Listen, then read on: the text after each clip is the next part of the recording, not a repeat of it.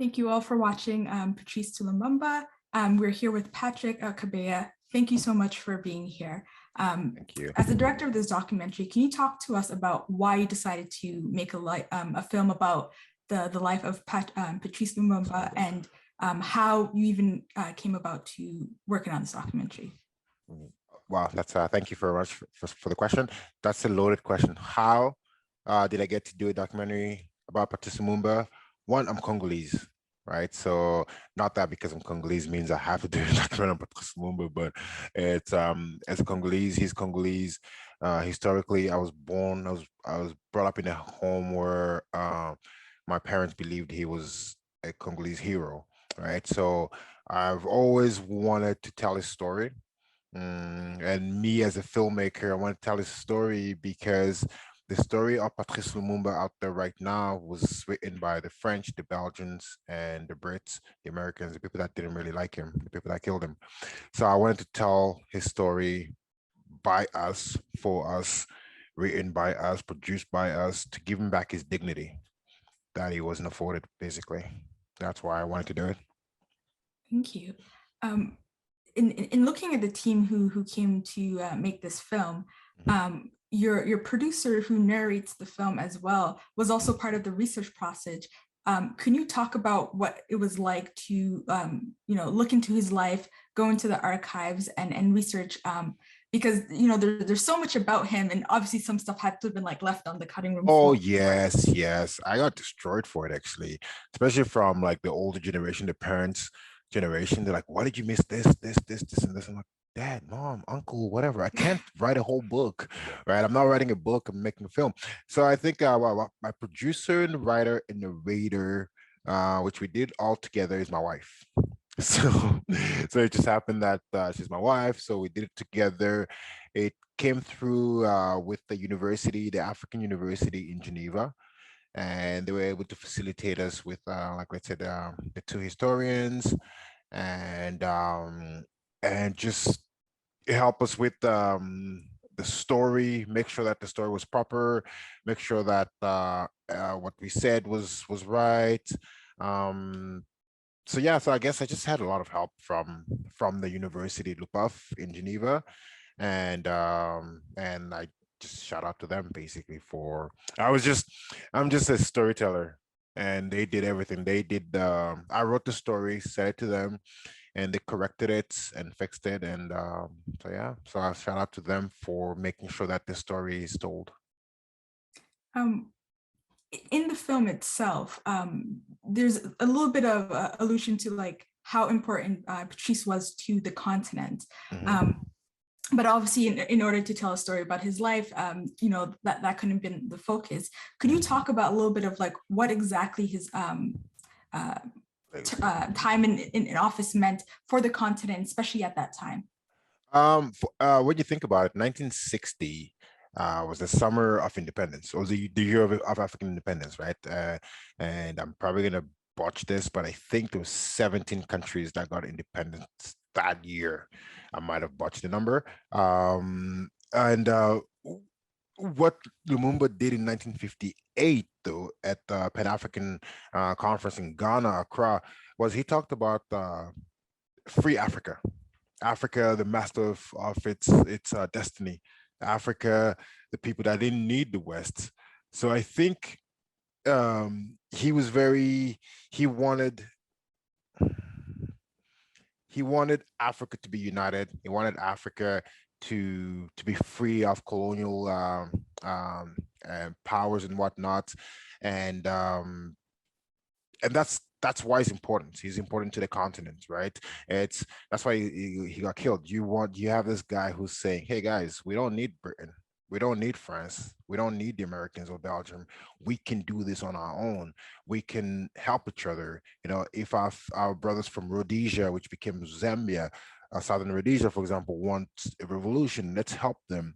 If our brothers from Malawi want a revolution, let's help them. We don't need the West. They were scared of him. So I think he was very crucial to African independence. And in 1960, with his speech, it elevated, it gave pride to the whole continent, right? Where you have this black dude, this African guy, technically king, a European king that you're not our king, go back home. We don't need you here. And I think it was very important to have a voice like that.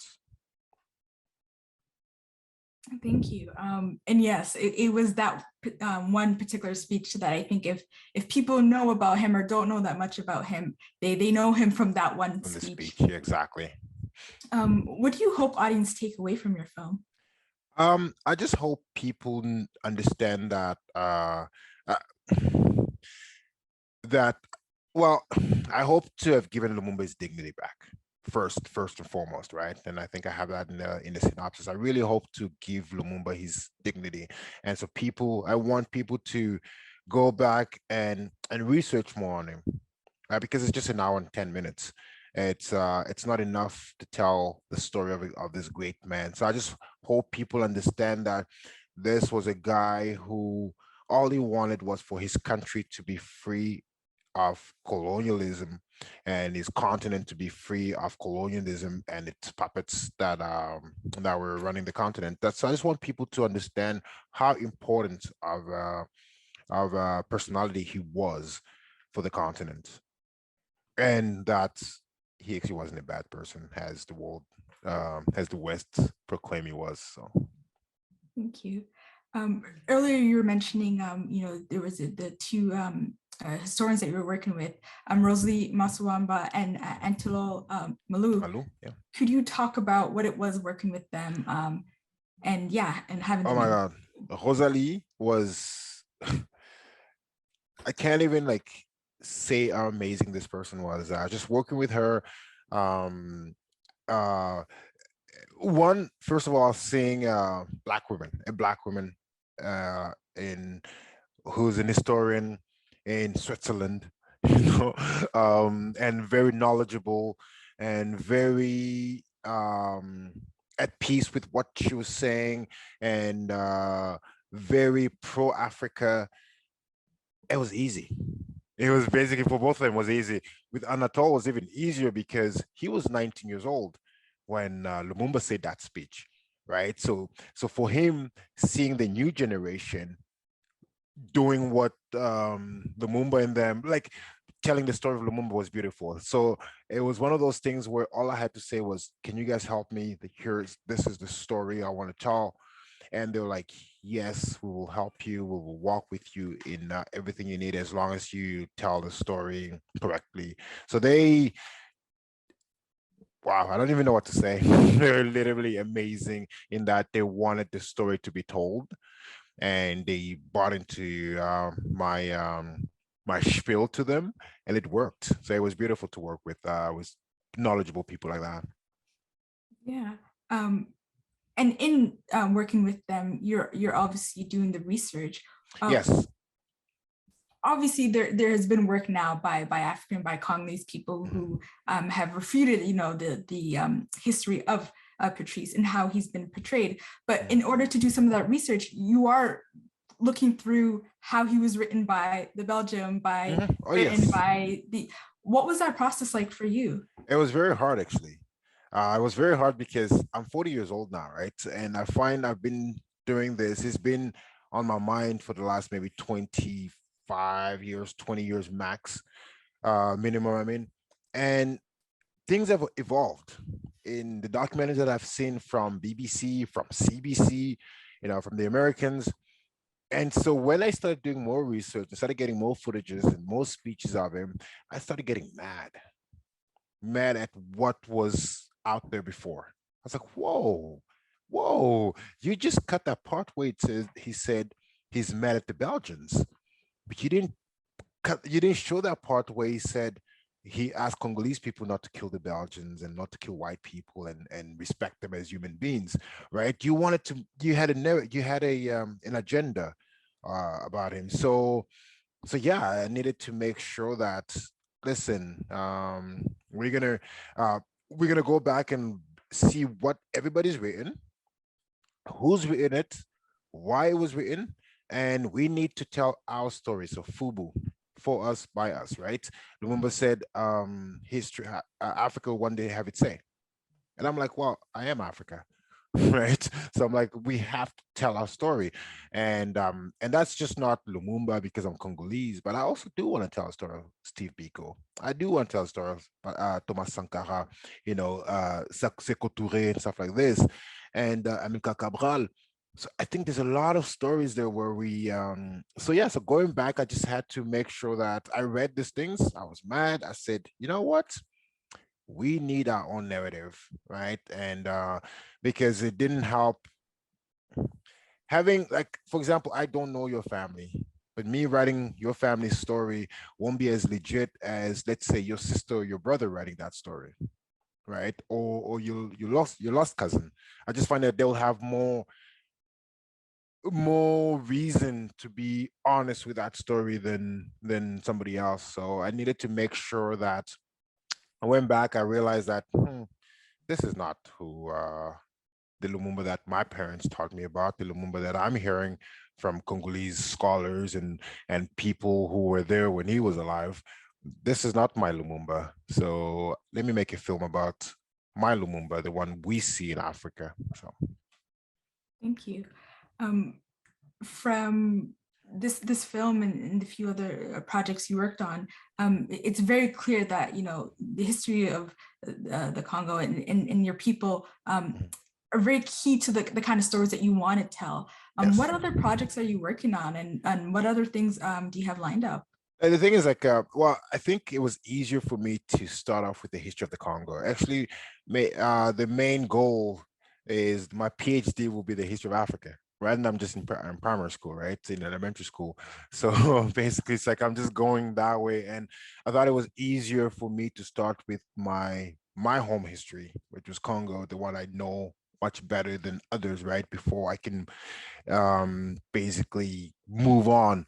But in the future, I like to produce a series of African freedom fighters, and we're going back from like the people like Kimpa Vita, for example, who was she was a revolutionary person who was killed by the Portuguese because she stood up against slavery. This Portuguese were taking slaves to Brazil and whatnot, right? People like that. King Vemba, who wrote 12 letters to the King of Portugal denouncing the slave trade and what it did on the African continent, because we have narratives that, well, yeah, Africans sold their kins, right? So I need those kind of stories from our point of view. The story of Steve Biko, who was a Pan-African leader from South Africa, right? Stories of Thomas Sankara and his feminist side. Thomas Sankara was talking about women back back in the days when Europeans were not talking about that in politics. Let's just put it out there, because I know it's as African men, we're very we're not historically, we're not good with the treatment of women and stuff like this.